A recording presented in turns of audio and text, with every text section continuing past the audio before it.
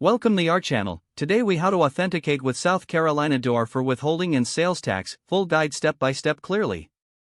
To authenticate with the South Carolina Department of Revenue for withholding and sales tax, start by visiting the official South Carolina DOR website.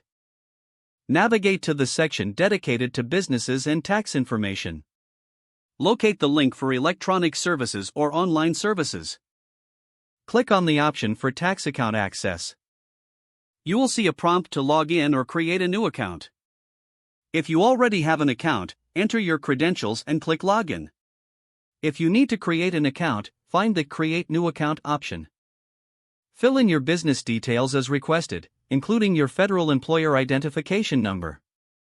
Provide any other required information, such as your business name and contact details. After entering your information, click Submit to initiate the account creation process. Check your email for a verification message from the South Carolina DOR. Follow the instructions in the email to verify your account. Upon verification, return to the South Carolina DOR website.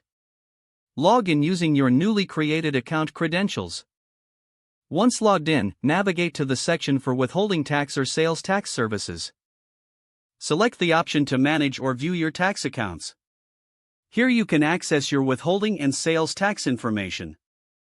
Review your account status and ensure all details are accurate.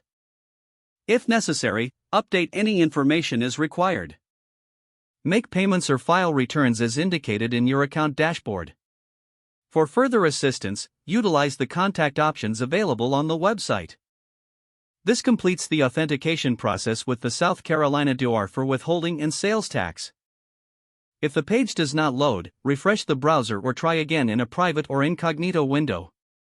Make sure you are using the correct email address, then retype it carefully to avoid small typos. If your password is not accepted, use the reset option and create a new strong password you can remember. Check your spam folder for verification or security emails, then complete any requested confirmation steps. Enable two-factor authentication if available to improve account security and reduce unauthorized access risk.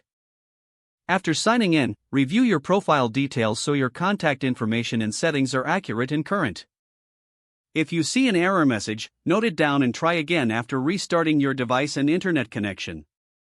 Don't forget to like this video and subscribe to our channel for more step-by-step tech guides.